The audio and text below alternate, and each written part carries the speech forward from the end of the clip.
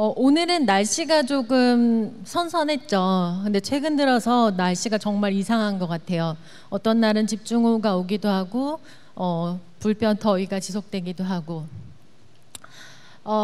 화석연료를 저희가 너무 많이 사용을 해서 온실가스를 많이 배출하다 보니까 지구가 점점 뜨거워지고 있습니다. 그래서 이제는 북극곰이 살 곳을 잃은 것뿐만이 아니라 우리가 살 곳을 위협받고 있습니다. 그리고 우리가 편리하게 사용하는 그런 플라스틱들이 이제 바닷속에 있는 그런 거북이의 건강을 위협할 뿐만 아니라 우리의 건강 또한 위협을 하고 있습니다. 그래서 이제는 더 이상 늦기 전에 우리가 무언가를 해야 할 시기가 닥쳤는데요. 그래서 이제 세계 각국에서는 국가들이 힘을 모아서 이런 기후 환경 문제를 해결하고자 하는 협의를 추진 중이고요. 그래서 온실가스를 2030년에는 40%, 50년에는 80%까지 줄여야 한다는 그런 목표를 설정하였습니다. 그리고 기업이나 시민사회에서도 리사이클링이나 업사이클링처럼 이렇게 다양한 관심과 노력이 지속되고 있다는 것은 굉장히 고무적인 일인 것 같습니다. 사실 화석 연료를 사용하면서 저희가 굉장히 편리한 삶을 누리게 되었는데요. 이제는 이런 화석 연료가 아닌 대체 에너지, 대체 자원이 필요한 시기입니다. 그래서 이런 화석 연료 대신에 에너지 부분에서는 태양광이나 풍력을 이용해서 에너지를 만들고 있는데요. 사실 화석 연료라고 하는 것은 우리에게 에너지만을 주는 것이 아니라 이런 다양한 소재들을 제공합니다. 제가 입고 있는 이 옷도 사실은 화석 연료에서 나온 것이기 때문에 화석 연료가 없는 세상을 상상한다면 이런 것들은 어떻게 만들 것인가 그런 질문이 생길 텐데요. 저는 이러한 질문에 대한 답을 위해서 미생물을 리프로그래밍하는 기술을 개발하는 과학자입니다. 사실 미생물은 우리가 쉽게 주변에서 접할 수 있는 다양한 물질들을 생산하는 데 예전부터 많이 이용이 되어 왔습니다. 그림에서 보시는 것처럼 와인이나 빵, 그리고 치즈 같은 그런 다양한 것들을 만들었는데요.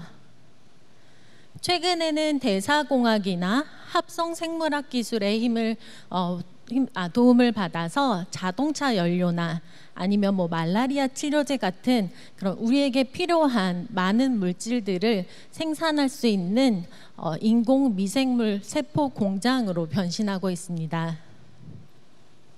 그러면 어떻게 이렇게 미생물이 변신할 수 있을까? 이거는 미생물을 리프로그래밍 함으로써 가능한 것인데요. 미생물 리프로그래밍은 바이올러지 분야의 센트럴 도그마에 기반합니다.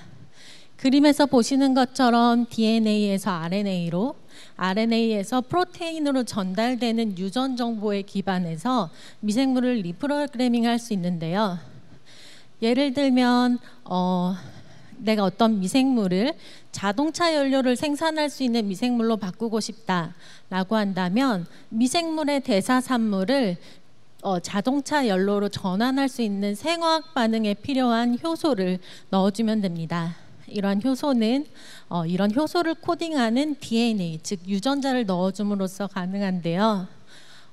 사실 대산물로부터 디젤을 만드는 것은 다단계의 생화학 반응이 필요하기 때문에 여러 개의 효소가 필요하고, 즉 여러 개의 유전자를 넣어주는 일이 필요합니다.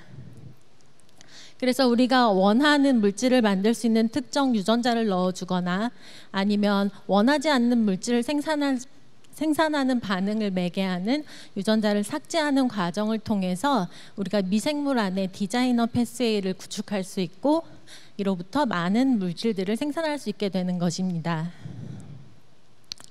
이러한 미생물 리프로그래밍 기술은 유전자 가위를 사용함으로써 조금 더 정교해지고 그리고 편리하게 할 수 있게 되었고요.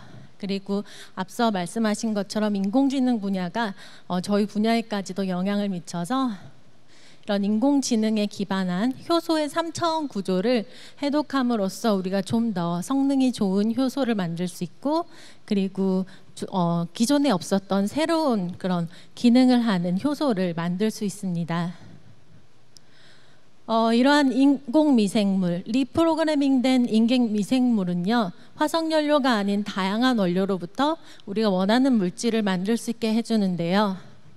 최근에는 코로나로 저희가 많이 볼 수 있는 그런 택배 박스를 이용해서 디젤이나 항공유를 만들거나 여러분들이 쓰고 계시는 그런 마스크처럼 폐플라스틱을 분해하고 또 이를 이용해서 생분해성 플라스틱을 만드는 연구를 진행하고 있습니다. 저는 이런 미생물 연구를 키스트 한국과학기술연구원에서 수행을 하고 있습니다. 키스트는 국내 최초이자 국내 유일의 종합연구소인데요. 키스트에서는 제가 하고 있는 미생물 연구뿐만 아니라 뇌과학부터 로봇까지 다양한 분야의 연구 과학 기술 개발이 진행이 되고 있고요. 아까 말씀하신 4차 인재형 융합력 기술이 개발되고 있는 곳입니다. 이거는 제가 키스트 키스트 유튜브를 보시면은 홍보자를 제가 나오는 모습을 보실 수 있을 것입니다. 네, 이런 키스트는 국가가 필요로 하는 그런 기술을 개발하는 한편 과학자로서 흥미를 느끼고 그리고 미래에 이런 기술이 있으면 좋겠다 하는 과학자의 자율성에 맡긴 그런 연구도 함께 진행되는 그런 연구소인데요. 그래서 저는 이제 사명감과 책임감을 느끼는 한편 자율성과 즐거움을 느낍니다. 또한 아까 말씀드렸던 것처럼 다양한 분야의 연구자들과 함께 이야기하고 커뮤니케이션 하면서 같이 융합 연구를 할 수 있는 그런 장이 마련되어 있기 때문에 앞으로 더 연구가 즐거울 것 같습니다.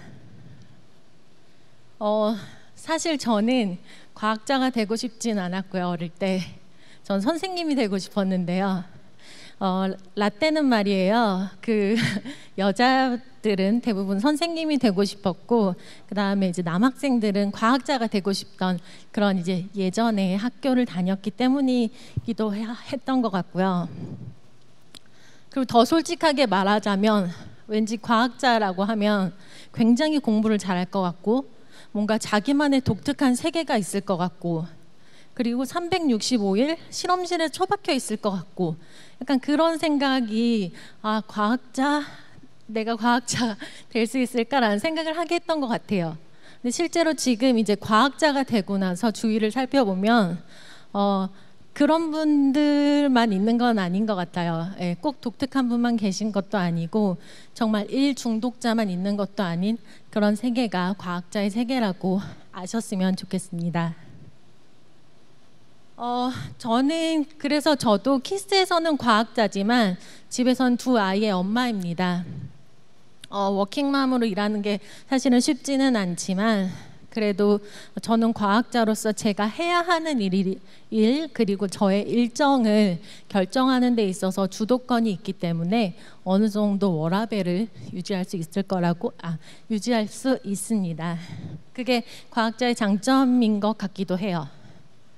그래서 제가 워라밸을 지키는 팁을 하나 공유하자면 이거는 꼭 과학자로서 뿐만 아니라 공부한 학생으로서도 공부를 열심히 하는 것도 중요하지만 우리가 행복하게 사는 것도 중요하잖아요. 그래서 저의 워라밸 팁을 생각하자면 먼저 기술의 힘을 안다. 네, 저는 과학자니까 기술을 좋아합니다. 빨래는 세탁기에게, 설거지는 식기세척기에게, 청소는 로봇 청소기에 맡기면 됩니다. 전문가에게 도움을 요청하는 건데요. 여러분들도 공부하면서 모르는 부분이 있으면 당연히 잘 아시는 분들에게 도움을 요청하고, 그리고 내가 어떤 것이 궁금하다, 새로운 경험을 하고 싶다 하면 찾아가서 전문가에게 도움을 요청하는 것이 가장 효과적인 방법이라고 생각합니다.